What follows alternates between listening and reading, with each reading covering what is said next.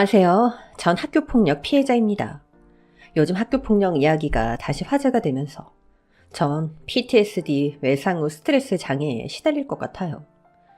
겨우 가슴에 묻어두고 잊고 있었던 학창시절의 트라우마가 되살아나서 견디기 힘들 정도입니다. 이제 전 좋은 사람을 만나서 결혼하고 중학교 2학년 딸을 둔 40대 후반의 전업주부인데도 그래요. 제가 지금까지 가슴속 깊이 꾹꾹 묻어두었던 이야기를 이 자리에 꺼내놓으려고 합니다. 저를 괴롭혔던 아이의 이름은 한송이.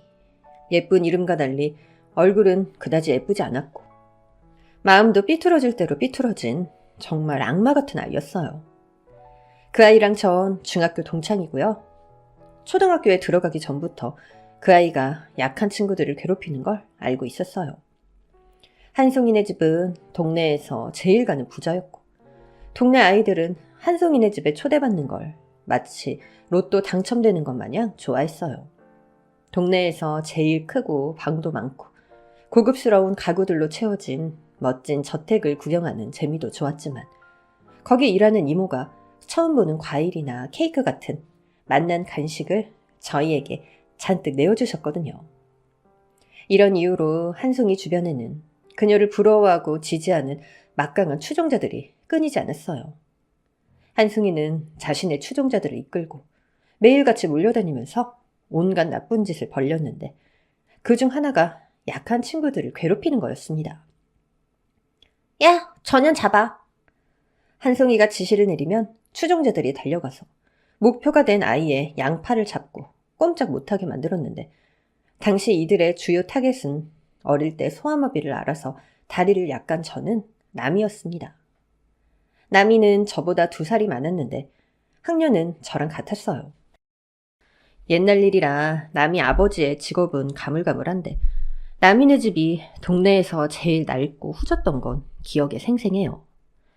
한여름 장마라도 지면 반지하 남이네 집에 물이 차서 남이네 가족이 우리 집에 피난을 오기도 했거든요. 월세도 제때 못 내서 집에서 쫓겨날까봐 주인 아줌마 눈치를 보던 남이 얼굴도 생각이 나요. 아무튼 그날은 저도 한송이네 집에 초대를 받고 놀러간 날이었죠. 한송이 삼촌이 선물해줬다는 외제 기계칼이며 이국적인 필통 같은 학용품과 신기한 장난감에 눈이 휘둥그레져서 신나게 놀다 집으로 돌아가는 길이었어요. 대문 앞까지 자기 추종자들을 배웅하러 나온 한송이가 구멍가게 앞을 지나가는 남이를 발견하고는 저년 잡아! 소리치자 아이들이 우르르 달려가서 남이를 마치 적군을 생포하듯 결박해서는 골목으로 데리고 들어갔어요. 전 이게 무슨 일인가 싶어 따라갔죠. 이남이 어디가? 엄마 심부름 가는 길이야. 너 만났으니까 오랜만에 위생검사 좀 해야겠다. 우리 동네에서 네가 제일 더럽잖아. 안 그래? 그러자 아이들이 맞다는 듯 고개를 끄덕이며 키득키득 웃었습니다. 그럼 손톱 검사부터 해볼까? 손! 한송이가 마치 강아지에게 말하듯 손을 내밀라고 하자 남이가 저항하며 말했습니다. 그만 좀 해, 제발. 부탁이야. 왜 자꾸 날 괴롭혀? 왜긴 왜야. 재밌으니까 그렇지. 얘들아, 손! 한송이가 명령을 하자 추종자들이 완력으로 남이의 손을 내밀게 했습니다. 생각보다 더 더럽네. 네가 그렇지 뭐. 다음 검사는 좀 더 아래로. 좀 더 아래? 뭐? 네 더러운 바지. 지금부터 네 속옷 검사할 거야. 이유는 모르겠는데 한송이는 무작정 바지를 내리라고 했어요. 남이는 저를 보고 흠칫 놀랐지만 이내 울면서 빌었습니다. 왜 이래 제발 그만해. 말로는 안 되겠네. 얘들아 뭐해? 추종자들이 남이에게 덤벼들었고 남이는 여린 고사리 손으로 바지춤을 부여잡고 울며불며 발버둥을 쳤습니다. 한송이는 그 모습이 재미있다는 듯 크크거리며 눈을 떼지 못했고요. 남이의 바지가 내려가려는 순간 보다 못한 제가 소리쳤습니다. 야, 그만해. 너희들 다 경찰에 신고할 거야? 어쭈, 너 우리 동네 그 집 편이야? 아, 그렇구나. 어디 경찰에 신고해봐. 우리 삼촌이 경찰청장인데? 무궁화 4개. 그게 뭔지 알아? 몰라. 그런 거 몰라도 지금 이게 나쁜 행동인 건 알겠어. 나쁜 게 뭔데? 난 우리 동네를 깨끗하게 만들려고 위생점검하는 건데? 이게 왜 나빠? 남이가 왜 더러워? 한성이 네가 더 구려. 그렇게 나오시겠다? 알겠어. 한송이가 왼손바닥에다 오른주먹을 툭툭 치며 저에게 다가오는 순간 골목 안에서 한 아주머니가 나오셨어요. 얘들아, 밥 먹을 시간에 여기서 뭐해? 부모님 걱정하셔. 얼른 집에 돌아가세요들. 하면서 빨리 집으로 돌아가라고 우리를 채근하시던 아주머니가 땅바닥에 누워있는 나미를 발견하시고는 어머, 나미야, 괜찮니? 어머, 땅바닥에 왜 이러고 있어? 어디 아파? 하며 나미를 일으켜 세워주셨습니다. 한송이는 몹시 불쾌한 듯 저에게 협박하듯 말했습니다. 강준, 너 나를 배반했어? 배신자의 말로가 어떤지 내가 보여줄게. 평생 후회하게 해줄게. 너 다음에 보자. 기분 나쁘게 웃으며 추종자들을 거느리고 골목 밖으로 사라졌습니다. 나미는 울음을 멈추고 저를 바라봤어요. 아직도 눈가가 붉었고 눈은 촉촉하게 젖어 있었죠. 전 나미를 보고 환하게 웃어주었습니다. 달리 해줄 말도 해줄 행동도 생각나지 않았어요. 그리고 얼마 뒤 나미네는 이사를 갔습니다. 아니, 야반도주라고 해야 정확하겠네요. 밀린 월세를 내지 못해서 도망갔다고 동네 아주머니들이 수군거렸거든요. 지금도 한 번씩 나미가 어떻게 자라서 어떻게 살고 있을까 문득 생각하곤 해요. 그때 내가 먼저 넘어진 나미의 손을 잡아줄 걸. 아니면 괜찮냐고 한번 물어보기라도 할 걸. 미안한 마음이 쉬이 사라지지 않았어요. 다행히 그 뒤로 한송이와는 부딪힐 일이 없었습니다. 한송이가 사립초등학교에 다녔고 생활 반경이 달라지면서 우리가 만날 접점이 크게 없었기 때문인데요. 하지만 초등학교 6년 내내 등하교를 하는 내 마음은 늘 조마조마했습니다. 그런데 중학교 입학식 날 우리 반 줄에 서 있는 한송이를 발견하고 온몸에서 식은땀이 나기 시작했어요. 오, 이게 누구셔? 우리 오랜만이지? 씩 웃는 한송이를 보며 앞으로 3년 고생문이 활짝 열렸구나 싶었습니다. 한송이의 소문은 빠르게 반 친구들 사이에 돌았습니다. 한송이 초등학교 때 어마어마하게 유명했다면서? 그 학교 간판하겠다고 언니들 앞에 나섰다가 짱 먹었다잖아. 같이 데리고 다니던 여자애들이 마음에 안 들면 진심으로 때리고 전부 자기 물건처럼 대했대. 아무튼 한송이한테 찍히면 죽는다. 그 길로 지옥문이 열리는 거래. 다들 조심하자. 한송이는 여전했습니다. 부유한 집안이라는 막강한 백그라운드로 추종자들을 거느리고 악랄한 짓을 했어요. 한송이는 술, 담배는 물론이고 학교에서 제일 덩치가 크고 힘이 장사인 주먹짱을 포함한 여럿 불량한 아이들을 데리고 학교에 위화감을 조성했습니다. 주먹짱은 여자인데도 남자를 두들겨 패서 반쯤 곤죽을 만들었다는 소문이 돌았어요. 한송이 무리가 왕따를 시키는 대상은 딱히 정해져 있지 않았습니다. 그날그날 한송이의 마음에 안 들거나 눈에 거슬리는 애들은 체육관 뒤 소각장 앞으로 소집되어서 옷과 현금을 빼앗기고 눈물의 매타작을 맛봐야 했습니다. 그러나 한송이가 가장 집요하게, 최고로 악랄하게 괴롭힌 사람은 다름 아닌 저였어요. 처음엔 체육복으로 시작했죠. 야, 강준, 체육복 좀 빌려줘. 깜빡하고 내가 안 들고 왔지 뭐야? 뭐? 다른 방 가서 빌려야지. 나한테 빌려달라고 하면 난 어쩌라고. 나도 체육해야 하는데? 그러니까 네 체육복 나한테 주고 네가 다른 방 가서 빌리면 되잖아. 머리가 그렇게 안 돌아가? 얘 바본가 봐. 옆에서 한송이 추종자들이 키득키득 웃었습니다. 주먹 짱인 애가 주먹을 흔들며 절 위협했어요. 그냥 줄래? 맞고 줄래? 한송이가 비웃으며 말했어요. 조심해. 얘 엄청 용감해. 지가 원더우먼인 줄 아는 또라이. 맞지? 한송이의 말을 들은 주먹장이 흥미를 보이며 제 멱살을 잡았어요. 그래서 맞는다 이거지?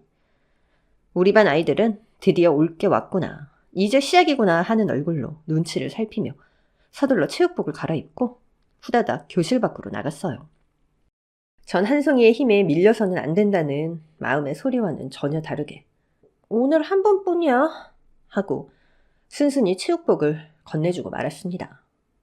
그리고 옆반으로 달려가서 불이 나게 체육복을 빌려왔는데 크기가 맞지 않아서 소매와 바지 부분을 둘둘 말아 입어야 했고 체육 선생님에게 찍히고 말았습니다. 야, 너 오늘 체육 수업 있는 거 깜빡했지? 너 체육 무시하지 마라. 그런 거 아니에요, 선생님.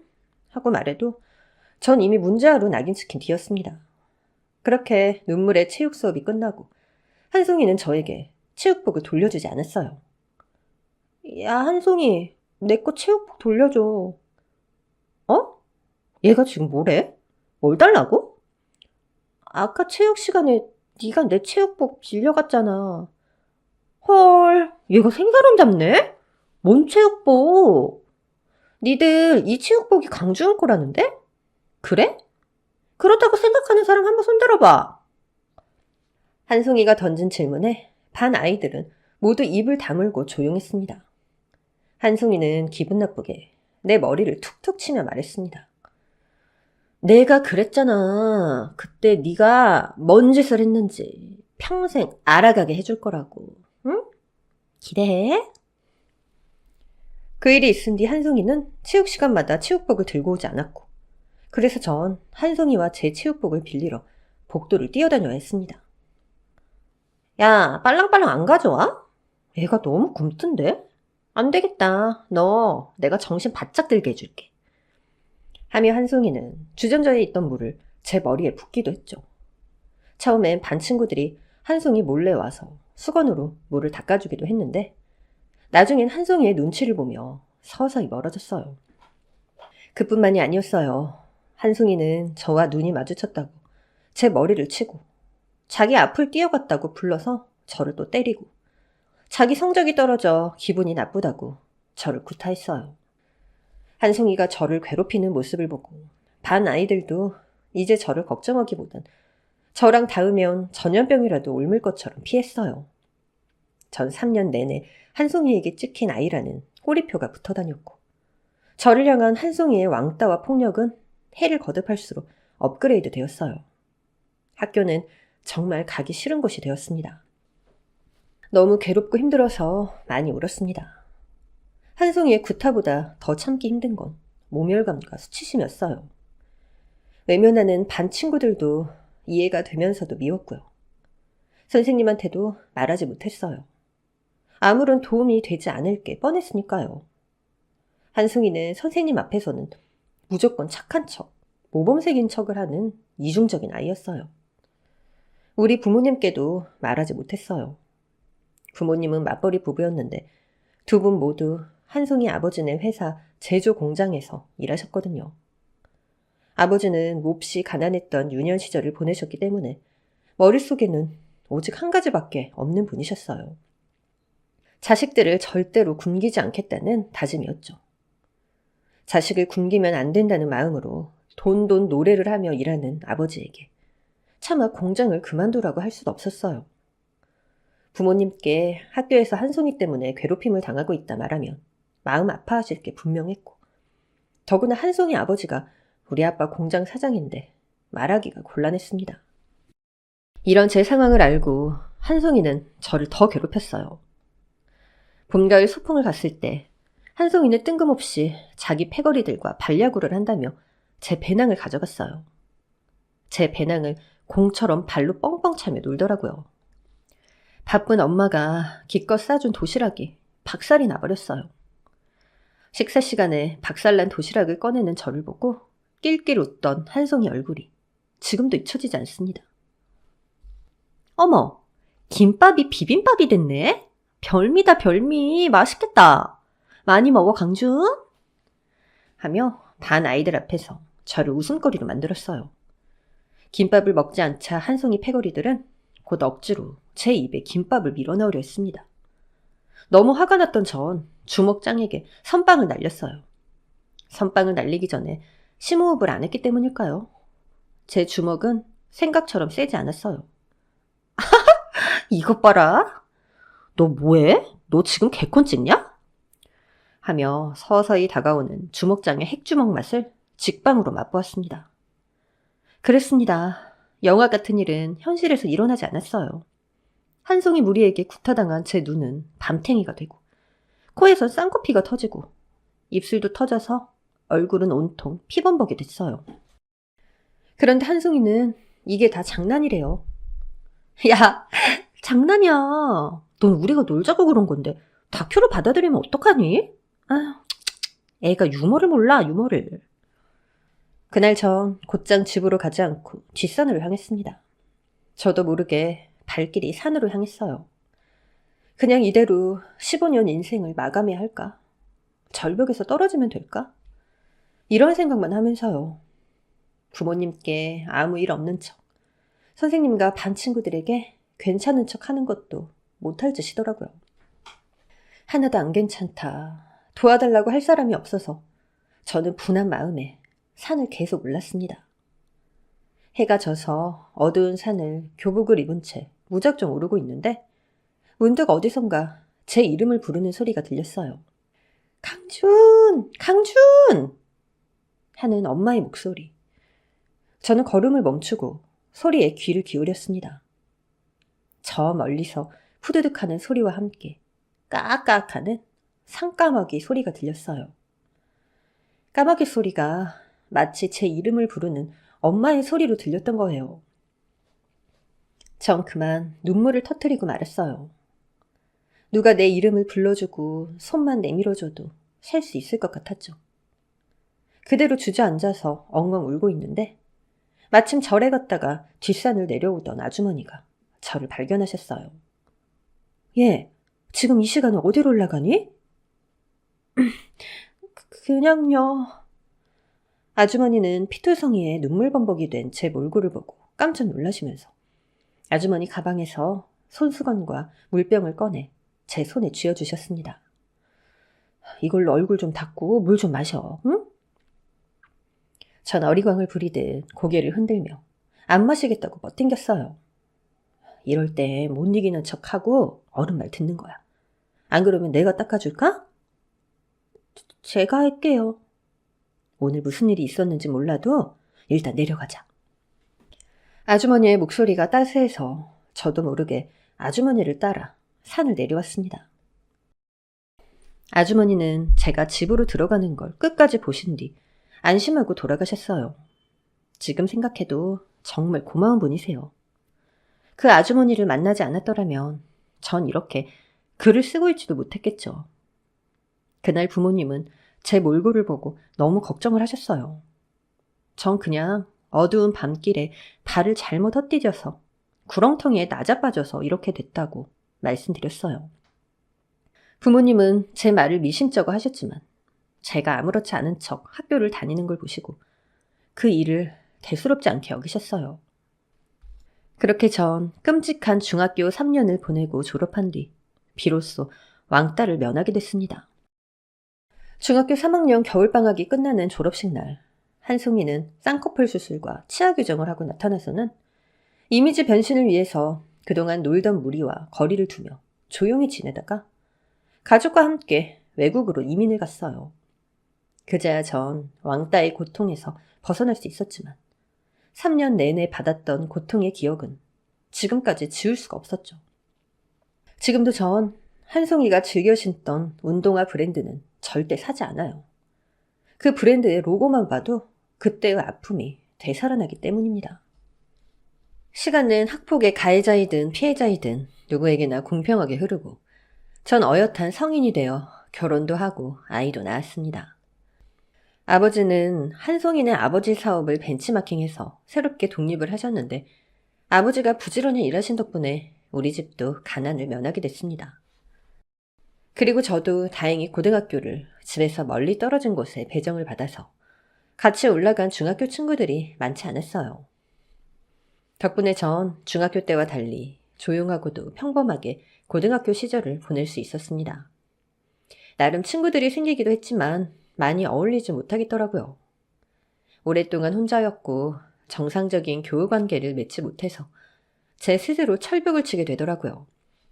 그래도 어찌어찌하여 대학을 나와서 소개팅으로 만난 남편과 결혼을 하기까지 물 흐르듯이 이루어졌어요. 남편은 상견례 프리패스 상에 성품까지 좋고 시댁도 별나지 않아서 큰 어려움 없이 잘 살고 있습니다. 하지만 딸아이를 출산하고는 마음고생이 심했어요. 왜냐면 제가 남을 해칠 수 있는 비수를 가슴에 품고 있다는 걸 깨닫게 됐거든요. 중학교 때의 기억 때문인지 전 자존감이 현저히 낮았고 다른 사람들의 시선에 예민하고 민감했어요. 그래서인지 저는 작은 실수에도 자학하고 자책하면서 스스로를 괴롭혔는데 이런 스트레스가 쌓이면 자꾸 만만한 제 아이에게 화풀이를 하는 거예요. 당시 겨우 3살 된 제 딸한테 말을 듣지 않는다고 미친 듯이 버럭버럭 소리를 내지르던 전 벼랑간 거울에 비친 제 모습을 보고 깜짝 놀라서 충격을 받았습니다. 내 인생의 제일 보석 같은 내 아이를 사랑한다면서 폭언하고 소리를 질러대는 나는 분명 정상이 아니다 하고는 엉엉 울고 말았어요. 이러다 내 인생은 물론이고 우리 딸아이 인생까지 망치겠다 싶어서요.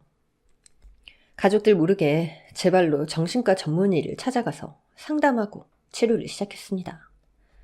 상담 치료를 하면서 선생님은 아무에게도 말 못한 그 일을 적어보는 것도 도움이 된다고 했어요. 처음엔 한 줄 쓰기도 힘들었는데 나와 내 딸, 가족을 위해서 그날의 기억을 끄집어내고 마주했습니다. 그렇게 적은 노트만 자그마치 20권이 넘어요. 그동안 모른 척했던 내 안의 어린아이와도 진솔한 대화를 나누었죠. 그때는 괜찮은 척, 아무렇지 않은 척했지만 나를 외면하던 반 친구들과 성적 말고는 관심 없는 선생님과 다른 곳으로 이사를 갈 수 없는 부모님을 제가 원망하고 미워하고 있었다는 걸 뒤늦게 알았습니다. 한송이에 대한 기억은 이미 머릿속 깊이 박혀버려 쉽게 사라지지 않았어요. 신체에 가해졌던 상처는 시간이 지나면 낫는다고 하지만 마음의 상처는 쉬이 낫질 않으니까요. 내 안에 남아있는 증오의 마음에 눈물이 하염없이 흘러내렸어요. 미워하고 증오하고 원망했던 마음을 인정하고 나니까 희한하게 그 사람들의 상황과 처지가 이해되는 거예요. 나였대도 폭행하는 애 앞에서 당당히 나서지 못했을 거야. 선생님을 믿고 말씀드렸다면 어쩌면 해결 방법이 있었을지도 몰라. 부모님은 그저 우리 밥 굶기지 않겠다고 쉬지 않고 일하셨지. 만일 부모님이 아셨다면 나를 보호하기 위한 행동을 취하셨을지도 몰라. 그리고 그 누구보다 제가 제 자신을 미워하고 있었다는 걸 알게 되었죠. 한송이에게 맞서 싸우지 못한 제 자신이 가해자인 한송이보다 더 미웠던 거예요. 상처투성이었던 과거와 화해를 하고 나니 비로소 나를 존중하게 됐어요. 내가 지옥 같은 3년을 보내면서도 크게 어긋나지 않고 잘 살아준 내가 대견하더라고요. 저는 우리 딸아이와 나와 우리 가족의 미래를 위해 최선을 다했습니다. 그런 덕분인지 저희 딸은 어릴 적부터 속썩이는 일 한 번 없이 바르게 잘 자라주었고요. 다들 중2병이라고 하는 15 나이에도 별다른 문제 없이 저와 잘 지내고 있어요. 그런데 어느 날 딸아이 학교에서 전화가 왔어요. 여보세요? 서윤이 어머니시죠? 저 서윤이 담임인데요. 지금 서윤이가 반 친구를 때려서 시간 되시면 지금 좀 학교로 오셨으면 해요. 네? 우리 애가 친구를 때리다니 그럴 리가요. 저도 믿기지 않는데 피해 학생이 서윤이한테 맞았다고 주장을 해서 저희도 양쪽 부모님 모시고 상담을 하려고요. 그런데요? 피해 학생의 어머니가 소식을 듣고는 화가 단단히 나셔서 지금 학폭으로 언론에 제보하고 경찰에 넘기겠다고. 아무튼 피해 학생 어머니도 일단 학교로 오기로 하셨으니까 서둘러 학교로 와주셔야겠어요. 네, 선생님. 전화 주셔서 고맙습니다. 지금 당장 갈게요. 전화를 끊자마자 부랴부랴 딸아이의 학교로 향했습니다. 내 딸이라서가 아니라 어릴 적부터 제 속을 썩인 적 한 번 없고요. 타인에게 피해준 적도 없는 정말 바르게 자란 아이가 그럴 일이 없다고 딸아이를 믿었지만 또 마음 한구석에서는 최근 들어 화장을 하고 멋을 내기 시작하던데 혹시? 요즘 부쩍 손톱에 매니큐어도 바르고 네일 스티커도 붙이고 다니던데 설마 그것도? 아니지. 여자애가 예쁘게 꾸미는 게 학폭하고는 상관없지 않을까? 이런저런 생각과 걱정을 하며 딸의 학교에 도착했습니다. 도착한 딸아이 교실에는 선생님과 무표정한 얼굴로 서 있는 딸과 우리 딸에게 맞았다는 아이가 엉엉 울고 있었어요. 우선 선생님께 연거푸 죄송하다 고개 숙여 인사하고 딸에게 다가가 이유를 물어봤습니다. 어떻게 된 거야? 정말 네가 때린 거 맞아? 딸아이가 너무 시크하게 그렇다고 대답해서 제 속은 새카맣게 타들어갔습니다. 왜? 친구를 왜 때려? 제가 우리 반 애들 때리고 괴롭히길래 내가 똑같이 해줬어. 주먹엔 주먹, 싸대기에는 싸대기잖아. 그렇다고 애 얼굴을 저렇게 만들어 놓으면 어떡해? 보건실엔 다녀왔어? 엄마, 제가 우리 반 애들한테 어떻게 했는지 알아? 약한 애들 머리채 질질 끌고 나가서 가위로 앞머리 자르고 예쁘지? 이지랄 하는 애야. 공부 잘하고 있는 애 노트에 침 뱉는 일도 예사고 지 기분 나쁘다고 친구들 호출해서 강목이나 소화전을 휘두르는 애라고. 오늘은 교실 빗자루로 메타작을 하길래 나도 똑같이 메타작 해줬을 뿐이야. 만일 이게 다 내 잘못이라면 벌은 달게 받겠어. 그러니까 제 딸아이 말로는 지금 울고 있는 저 아이가 반 친구들을 괴롭혀서 그러지 못하게 우리 딸이 손을 봐줬다는 얘긴데요. 이 말을 들으니 이게 다 내 탓인가 싶더라고요. 실은 제가 너무 나약했던 제 어린 모습이 싫어서 우리 딸아이한테는 어릴 때부터 태권도며 검도며 유도까지 온갖 운동을 다 시켰거든요. 그래서 우리 딸은 또래 아이들보다 덩치나 힘이 센 편이었어요. 저의 걱정과 우려와 바람이 이런 식으로 전개될 줄은 상상도 못했네요. 하지만 우리 딸은 적어도 자신의 힘을 악용하는 못된 성격이 아니었기에 전 울고 있는 아이에게 물어봤습니다. 이름이 현서구나. 현서야. 서윤이 말로는 네가 먼저 아이들을 괴롭혔다고 하는데 그 말이 맞니? 아이 씨발 몇 번을 말하냐고. 줌내나는 틀딱이 존나 개빡치네. 애미나 딸년이나 쌍으로 재수없어. 저는 생전 처음 들어보는 욕설에 어안이 벙벙해져 있는데 우리 딸아이가 발끈해서 소리를 질렀습니다. 야 이현서, 이게 어디서 어른한테 욕이야. 선생님도 계시는데. 너 진짜 세상 천지 너밖에 모르는 인간이구나. 아이 씨발 뭐. 나는 개 억울하다고. 나는 겨우 2대 때렸는데 저 미친년을 10대 넘게 때렸다고. 쌍년. 지 애미 새끼 닮아서 존나 개극혐? 딸 같은 아이의 거침없는 욕설에 충격에 빠져 있는데 이것보다 더 충격적인 일이 일어났습니다. 문 밖에서부터 씩씩거리며 매우 빠르게 또각또각 하이힐 소리를 내며 들어온 현서 엄마의 정체 때문이었죠. 현서야, 현서 어딨어? 우리 현서! 엄마, 왜 이제 와? 아이가 더 큰 소리로 울면서 달려가 안기는 엄마라는 사람. 네, 놀랍게도 그 엄마라는 여자는 중학교 시절 저를 그렇게 괴롭혔던 일진 한송이였습니다.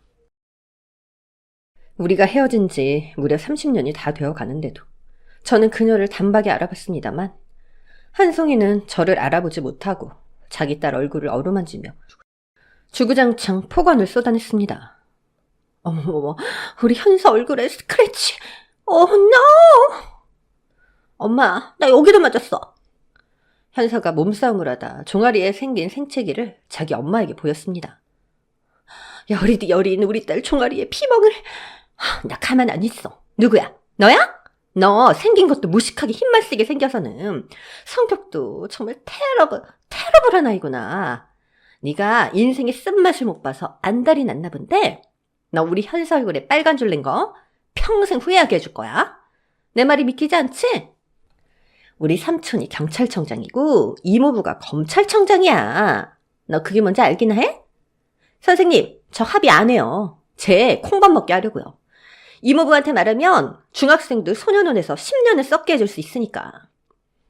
한송이의 협박에 선생님이 곤란한 목소리로 대답을 했습니다. 학폭위를 열게 되면 교육청에 보고가 들어가는데 그래도 괜찮으시겠어요? 사실 이번 사건 발단은 현서에게 있기 때문에 학폭위를 열어도 크게 도움이 되지 않을 것 같은데요. 게다가 현서 어머님은 유명한 공인이신데 언론에 알려지기라도 하면. 네, 그렇습니다. 한송이는 사실 TV에 나오는 유명 인사가 됐어요. 부유한 집안에 고등학교 때부터 이민을 가서 이미지 세탁과 동시에 패션 디자이너가 되어 금이 환영을 했답니다. 패션 관련 프로그램뿐만 아니라 예능 프로그램에도 종종 출연하며 사회적으로 아주 이름을 날리고 있었어요.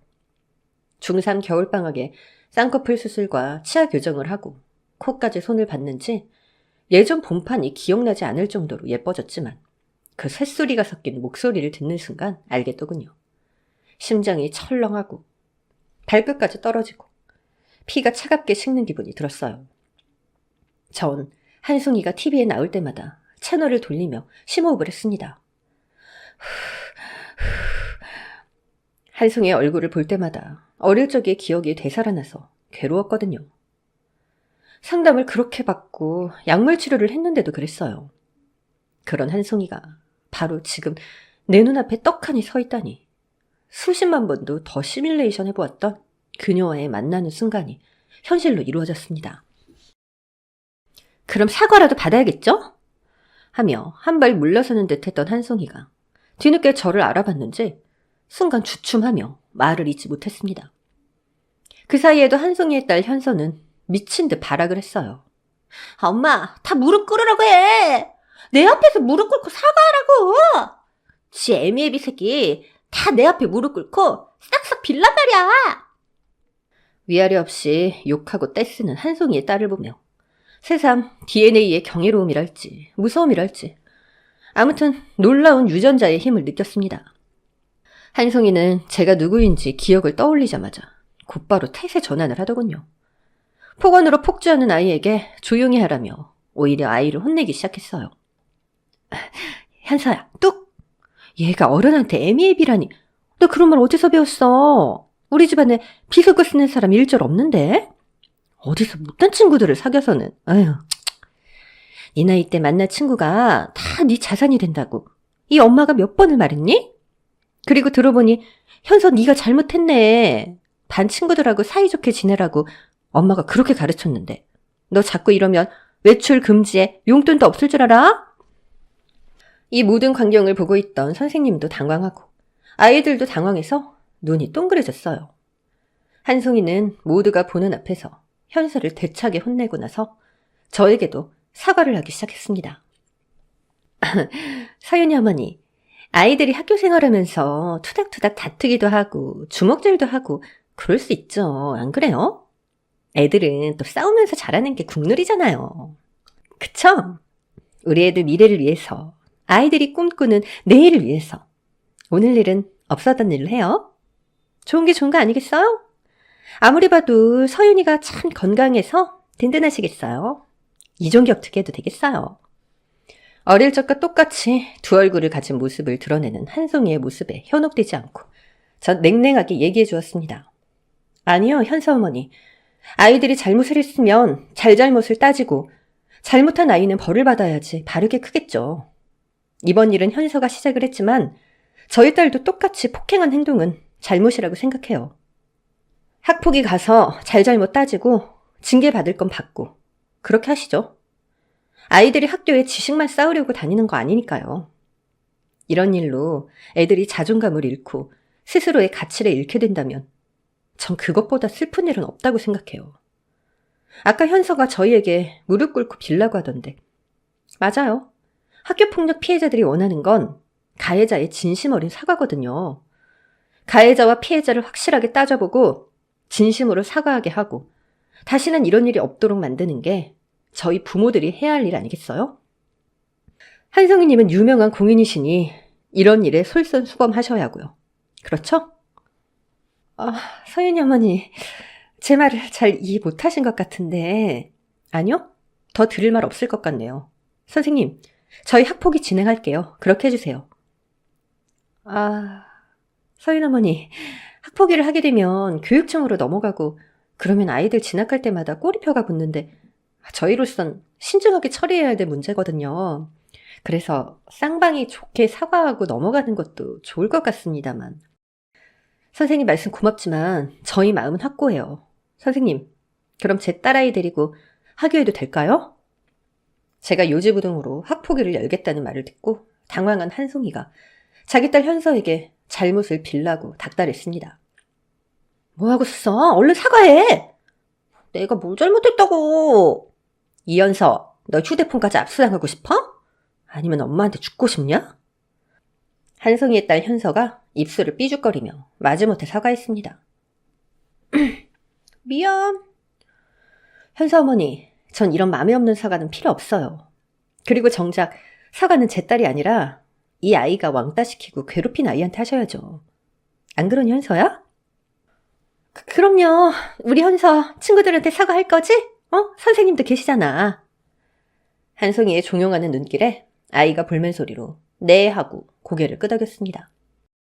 선생님, 제가 우리 아이 잘 타이르겠습니다. 서윤이 어머니 걱정 마세요. 반드시 반 친구들에게 사과할 테니까요. 믿어주세요. 네, 한사 어머님. 제가 내일 당장 자리를 마련할게요.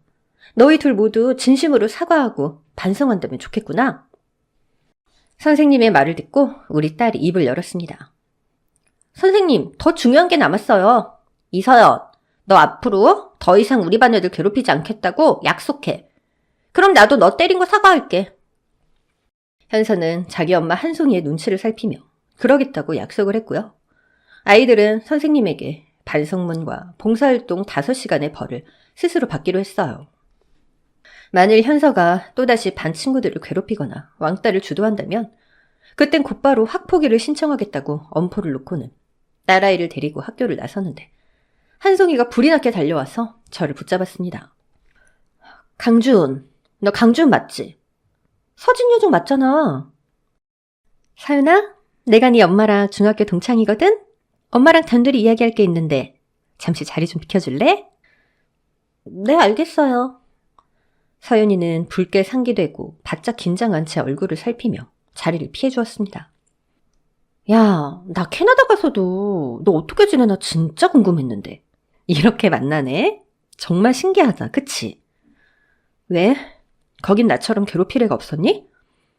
어머, 얘는 무슨 말을 그렇게 해. 너무 반가워서 눈물이 다 나오려는데. 나 중학교 졸업하고 바로 이민 가서 연락하는 친구들이 아예 없잖아. 네 얼굴이 심하게 바뀌어서 넌 줄 모르는 게 아닐까? 주은아, 네 마음 알아. 중학교 땐 우리 사이가 좀 그랬지? 그땐 우리가 너무 어렸잖아. 난 너무 철이 없었고. 그치? 그래서 말이야. 너도 알다시피 내가 이미지로 먹고 사는 사람이잖아? 그래서 뭐 무슨 말인지 당최 이해가 안 되는데 간단하고 구체적으로 좀 말해줄래?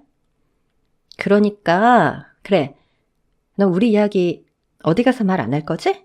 그치? 요즘 과거 학창시절 문제로 훅 가는 사람들이 너무 많잖아.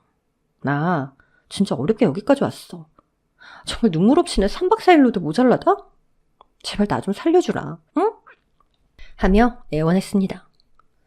글쎄, 내가 왜 널 위해서 네 과거를 묵인해야 될까? 하고 꼿꼿이 따져 물으니 아니나 다를까 한송이는 본색을 드러내고 발끈해서 폭언을 시작하더군요. 아이 씨발, 이 미친년이 찍소리도 못하던 게 어디서 눈 똑바로 뜨고 꼬장질이야. 너 죽고 싶냐? 이 그지 같은 년이 그때처럼 또 밟아줄까? 너 내 체육복 셔틀 다시 하고 싶어? 아니면 내 싸대기 맛이 그리웠냐? 하며 손을 들었습니다. 전 벌벌 떨리는 손으로 휴대폰을 꺼내 카메라를 켰습니다. 그래. 어디 한번 때려봐. 그땐 우리가 청소년이라 솜방망이 쳐버려. 학교가 시시했잖아. 지금은 달라. 당장 고소할 거야. 그러니까 얼른 쳐. 그리고 네 악행도 모두 인터넷에 내가 까발려줄게. 한송이가 흥분과 분노로 바들바들 떨며 슬그머니 손을 내렸습니다. 전 쉬지 않고 30년 동안 무거웠던 말을 퍼부어주었어요. 방금 네가 떠든 말 다 내가 녹음했어. 고맙다. 네가 먼저 과거사를 인정해줘서. 사실 과거 학폭 관련 글 올라오면 안티팬의 소행으로 치부하거나 글쓴이를 고소한다고 으름장이나 놓고 기껏해야 사과문 한 장 딸랑 올리고. 그렇게 1, 2년 놀고 먹다가 아무렇지 않게 활동 재개하잖아. 그건 제대로 된 사과와 반성이 아니지. 우리 속담에 말이야. 맞은 놈은 발 뻗고 편하게 자고 때린 놈은 오그리고 잔다며? 대체 그따위 속담을 누가 만들었을까? 분명히 가해자가 만든 속담일 거야. 어떻게 하냐고? 그때 이후로 내가 맘 편히 자본 적이 없으니까. 나는 정신과 상담에 치료도 받았는데 너는? 승승장구하면서 뻔뻔한 얼굴 들고 TV까지 나오셔? 어떻게 과거에 그런 잘못을 저지르고도 버젓이 나올 생각을 해? 진짜 염치가 없다. 하긴 네가 염치를 아는 인간이었으면 그렇게는 안 살았겠지? 아무튼 고마워. 너가 나한테 했던 말과 행동 하나도 빠짐없이 적은 노트만 20권이야. 그 노트 한 장 한 장 캡처해서 언론에 보내려고 했는데 나도 내 인생이 소중한데 굳이 공론화할 필요 있나 했거든? 좀 더 솔직히 말하면 대중들에게 내 피해 사실 구구절절 늘어놓는 게 더 싫어서 소심한 마음에 꾹 참았어. 아마 나처럼 미친 짓 하기 싫어서 그냥 모른 척 덮어두는 피해자들이 더 많을 거야. 그런데 막상 널 보니까 생각이 달라지네? 게다가 네가 이렇게 다 떠먹여주니까 어떡해? 해야지. 나도 미투야, 공론화. 내가 해볼게. 방금 네가 한 욕설은 모욕죄가 성립되겠지? 기대해도 좋아. 내가 소상히 적은 너의 악행 이제 전 세계가 알게 될 거야. 안 그래도 끔찍한 네 얼굴 TV에서 안 볼 수 있게 국민청원이라도 넣을 생각이니까 이제 아무도 날 말릴 수 없어. 야, 누가 네 말을 믿어? 우리 이모부가? 그래, 니네 이모부가 검찰청장이라며? 귀에 딱지 않도록 들었어. 네가 그렇게 나오면 나도 끝까지 가는 거지 뭐. 네가 떳떳하면 가해자가 아니라는 증거를 제시하면 되겠지. 생활기록부든 동창들 증언이든 선생님 증언이든 다 가져와 봐. 하긴 누가 너한테 증언해줄 친구나 있을지 모르겠다. 힘이 풀려 풀썩 주저앉은 한송이를 뒤로 하고 저는 제 딸을 데리고 집으로 돌아왔습니다. 그리고 제가 정신과 상담을 하며 작성했던 노트의 내용을 캡처하고 방금 한송이가 있던 욕설과 폭언, 학폭을 인정한 내용을 USB에 담아서 언론사에 제보했습니다. 그리고 커뮤니티 게시판에도 글을 올렸죠. 컴퓨터를 껐다 켰다 수십 번을 시도한 끝에 비로소 올렸습니다. 그렇게 중학교 3년 내내 저를 괴롭혔던 악마 한송이의 악행이 만천하에 드러나게 되었고 한송이는 출연하던 프로그램과 광고에서 모두 하차했습니다. 처음엔 안티팬의 근거 없는 루머로 몰아갔지만 초등학교 때부터 악랄했던 만행들이 하나둘 게시글로 올라오며 여론은 걷잡을 수 없이 한송이의 퇴출과 의류 불매로 이어졌습니다. 고맙게도 중학교 시절 같은 반 친구들도 동조글을 올려주었고 심지어 그때 못 본 척했던 자신이 부끄러워 늘 마음에 걸렸다는 내용의 메시지도 받았어요. 한 사람의 인생을 망치는 폭로글을 쓴 게 뭘 잘한 일이라고 이렇게 사연까지 보내냐고 누군가 물으신다면 죄송합니다만 전 제 인생에서 제일 잘한 일이 한송이 폭로글을 올리고 그녀를 망하게 만든 일이라 생각해요. 학교 폭력의 피해자는 당한 그날부터 트라우마를 안고 살아가는데 가해자들이 자기 반성은커녕 사회의 유명 인사가 되어 활개를 치는 일은 적어도 없어야 하지 않을까요? 한송이는 어떻게 됐냐고요? 국민들의 폭발적인 불매운동으로 패션 사업이 쫄딱 망했고요. 방송에도 얼굴을 내밀지 못했어요. 게다가 위약금으로 수십억의 빚더미에 앉아서 강남 고층 아파트 집도 내놓고 변두리 쪽으로 이사를 갔대나 뭐래나. 아무튼 한송이가 폭망하며 한송이 딸 현서도 전학을 갔는데요. 들리는 소문에 옛날처럼 기고만장해서 아이들을 괴롭히진 못한다고 하네요. 그저 조용히 교실에 깨갱하고 앉아서 손톱이나 열심히 칠하고 있다고 합니다. 학교폭력 피해자로서 한마디만 더 할게요. 우리는 학교폭력에 더 민감하게 반응해야 해요. 그리고 더 엄중히 처벌해야 합니다. 나를 괴롭혔던 가해자가 승승장구하는 모습을 보는 것 너무 고통스러운 일이거든요. 어릴 적 철이 없어서 재미삼아 장난삼아 그랬다는 가해자들의 개소리는 이제 그만. 자신이 저지른 행동에 책임질 수 있도록 하는 사회 분위기를 만들어야 합니다. 끝으로 지금도 학창시절 받은 트라우마로 괴로운 친구들 마음에 사랑과 평화가 깃들길 두 손 모아 기도드립니다.